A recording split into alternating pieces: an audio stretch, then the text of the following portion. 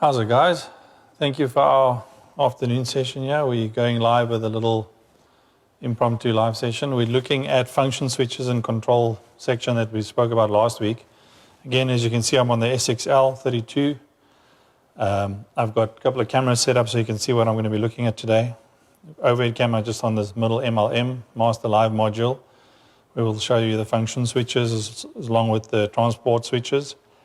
And then on screen, we've got the control section, which we'll look at. I've preset a couple of things just to help make it a bit faster because it can take some time and it will distract me if I'm clicking, but I'll show you a couple of options. So what I've got going here is obviously I've got my mic going.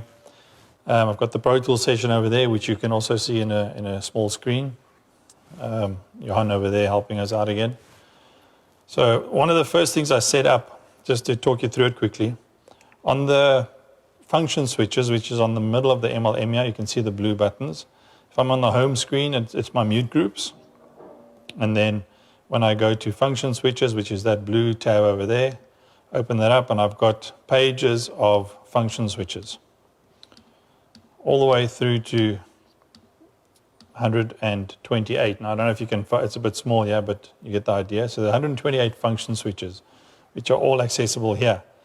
The first couple are by default inputs, outputs, snapshots, which is all your tabs, all your main viewing pages.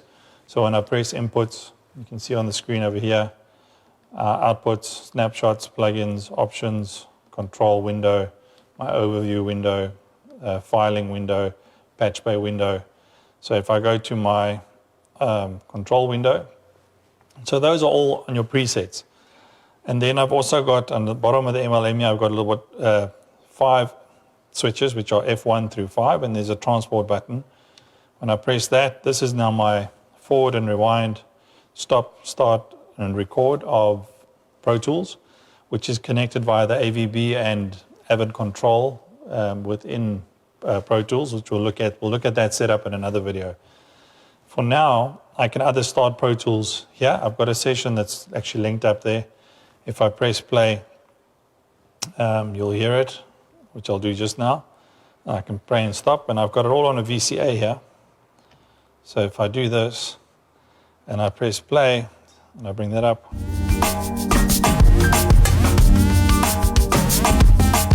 got a bit of music playing there. So the way I've done it, and if you look at it, when I open up this VCA 1, it starts at a certain spot in the music, and you can hear that. So I'm not going to try and talk over myself. But what I've done is I've set this up in the control group to recall 2 specific snapshots. So when I go to my snapshots, I've got a momentary snapshot labeled start and one labeled stop. In the start one, I've got a time code, MTC time code for MIDI, of a specific point where I wanted to start, and then just a generic stop. So it's 2 snapshots, a start and a stop. And then under control section, I've created a Pro Tools start and stop where I've linked it to VCA 1. So VCA 1 is down at the moment. When I push my VCA button, fader up, 2 things happen. It locates, it recalls that start snapshot when the first function within that start snapshot is actually under my MIDI commands here, a locate time and then a play command. So by pushing up the fader, it starts at that point. So I'm going to keep it low so that you can hear that it started. And then when I pull the fader down, if you look at my Pro Tools session, you'll see that it's running. And it's got us on the specific song that I've chosen. If I pull the fader down, my Pro Tools session is now stopped. So it's got momentary snapshots that it recalls based on my control functions. So on my control functions, you'll notice that they've got active and ready icons next to them. So when I push up this VCA, you can see that one is currently active, which is my Pro Tools start. When I pull it down, the stop is active. So that just gives you a nice way of doing some really unique functionalities. You can link this to QLab, you can link this to anything you want to do to play tracks, to play special effects, to any fader on the console. I've even connected it up just to the button here. So I'm going to do that. My fader, I'm going to leave the fader up, and I've linked it onto the the color switch on VCA1. So my fader is already up now, but if I wanted to start Pro Tools, I just press the color switch and pull it down again. So I'm not going to play a lot of music now so you can hear what I'm saying. But every fader has got a color switch underneath it, which in this control I've got an and or. So it's either the fader moves up past neg 60, which I can change that value, or I've got the color switch pressed. So when I press the color switch, it'll start Pro Tools, or when I move the fader up, it'll start Pro Tools. And that, if you look at the control section here quickly on screen, you'll notice that when I go to the add a trigger, I've got a whole list of things, which is everything from continuous control switches, meters, gate options, solos, foot switches, function switches, GPIs for incoming from external, MIDI inputs, and then specific recall of snapshots. So if I recall a snapshot in a normal snapshot mode, by pressing the recall button, it can trigger a bunch of things to happen in my control section. So all of these are just triggers for controls. Spilling screen, multi-assign strip, VCA assignments, channel talkback, all of these things. If I press the talkback button, what happens? When I press the flip to fader button, what happens? My show modes, config mode, all these different kind of things are potential triggers for something to happen. And those some things are underneath the actions. Again, another list, which is attentioning the next channel, previous channel, copy, channel, paste, control settings. So you can make continuous controls, which I'll show you just now. Mute switches, flashing your console light. So I often set that one to, if I've got a channel that goes into clip, flashes my lights and attentions it to a screen. So if I'm busy mixing a band and I've got quite a big setup, maybe a couple of hundred channels, if an acoustic guitar pulls his jack out or a violin cable goes faulty and it starts clipping out, I can have it set to the VU on the channel that if any channel goes above plus 15, attention that channel, as well as change my screen to the input page so that I can see which channel that you've just muted, because I can also add a mute command. So channel a cable goes in. So normal, what happens on a PA is a cable goes whatever, and you find it and you mute it or you pull it down. In this case, the minute that happens, it'll attention it, obviously mute it, attention it, and show me what it's done. So I can see, oh, that's cable, and I can talk to the stage crew. So it can be a bunch of trigger things. You don't have to have it mute. You can have it just pull the fader down. You can have it do a bunch of things. Obviously, mute can be dangerous if you've got to look at all channels plus 15 and then your lead vocalist screams into the mic and it mutes his mic. Not a bad idea always, but you get my drift. So you can have quite a few things that are, and you've got to think about it, a trigger and an action. What is going to trigger this and what action do I want to take place? Now, those actions can be me on the console doing specific things. I have often on my lead vocal, there's one very nice one where we've all had this, where you've got a nice vocal sound going, but then you get in certain parts of the song where the vocalist might be speaking, the music's still going. This often happens in a worship scenario, and then you want to push that vocals mic just a bit above everybody else so you can hear what he's saying. And your general tend to thought or train of thought there would be to get your hand on the reverb and pull the reverb down a bit because he's not speaking, he's not singing anymore. But what I do is I link an auxiliary to a control function where the action is me pushing the fader past a certain point. Now, the only time I would push the fader past that point is because he's speaking. And most vocalists got a singing voice and a speaking voice. So when he's speaking, I'm going to have to push the fader a bit. And then I can have the actions of that be switch the auxiliary that is feeding the effects to a pre-fade send, not a post-fade send, which I've preset at a certain level. So when I push the fader, the reverb is not going to be following what I'm doing. It's going to be stop at a certain preset, as well as maybe something about letting go of a compressor, maybe a bit of a different EQ. Some guys have a knack of singing with the mic right in their mouth, so when they talk, they drop it down a bit, so you want to maybe have a different EQ on there.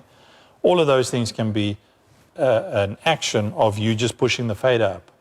Then obviously the inverse of that is when you start singing again, I pull the fader down, so I would need the trigger now is moving the fader past a certain point and putting all those things back to where they were.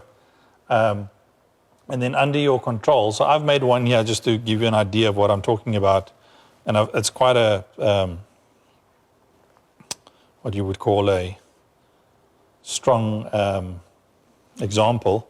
I'm going to press play quickly on Pro Tools, so you've got some music going. So on this music that's playing, what I've done is I've got control sections here where I've got high pass filter up, and I'm going to put that channel on my center section here so you can see it. Yeah, you can't hear the music yet because I haven't put it on. Your hand's waving at me. You've got to hear what I'm saying first. Once I push the music, I'm going to tell you what's going to happen. I've linked the color switch under this channel to the high pass filter, where it's going to move the high pass filter to 800 hertz across a 1 second period when I press the color button, the color switch under the channel. And then the next one is when I let go. In other words, when I release it, it will put it back to 20. So in this case, the music's going to play. I'm going to press the color button, and then Johan will put the center screen up here so you can see what's happening to the high pass filter. You'll hear it happening, and then when I let go, it moves back again. So this is all just in the action of pressing one button.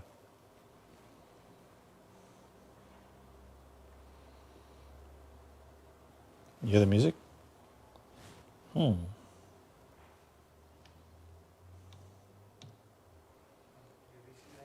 Ah, that's why.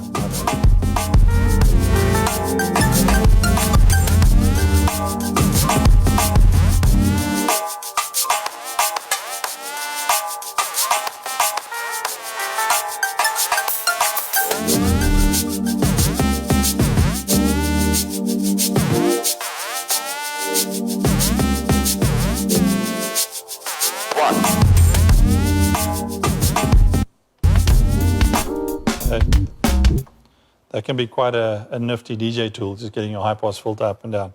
But if you were seeing that on screen, that was just me doing a rudimentary example of how you can use a control function based on an action, which is me pressing the button, a trigger, and then the action being shifting the high pass filter. Now on that specific one, if you look at this screen over here, you'll notice that when I go into edit mode, I picked the channel, I picked what function. In this case was high pass filter. I've got a list of things I can do, an EQ change, I can do dynamics, I can do auxiliary sends, I can do inserts in and out and positions. And then I can do an absolute change or a relative change. That's a nice one. I use that one often where, in this case, we used absolute because I wanted those values to happen. But if I've got that example I spoke about earlier where I've got a vocalist that now he's talking, so I want the high pass filter to go back a bit and maybe take a little bit of the tops off of his voice, but I've EQ'd that channel now in the meantime during the show, I can make it a relative change to the current position. So taking a specific frequency up by 2 dB or down by 2 dB based on its current position. It doesn't have to be an absolute change. If it's an absolute change, obviously it undoes the EQ that I've done during my show. So you can really keep in mind the way that you want to flow there. And then obviously the function switches is something that I'll use for talkback. I'll use that for patching scenarios because it's definite changes that you want to interact with. They can be, you can have a function switch, you can have a whole page of function switches just for talking to different individuals on a stage or in a show or in a studio, or patch changes. So if you've got an Ableton session or two Ableton sessions, one main and one backup, you can have a function switch that switches between the input sources on your channel if you don't want to double up on your channels, but obviously that's a manual mode. You can even make that happen via control or a MIDI command from Ableton, things like that. But it all comes back to just think about what you want to do. So in this case, this is one of those things that if you set them up correctly, you can have a few. I use my function switches to switch my bank safes on and off. My talkback, obviously, and I've got different ones because sometimes I want to talk to the music director, other times I want to talk to my stage techs, or sometimes I want to talk just to the monitor engineer. So I can set up different function switches. I've got my one microphone. Instead of me trying to do a whole routing thing and muting and changing my feeds, I just press different function switches, and that facilitates that scenario for me.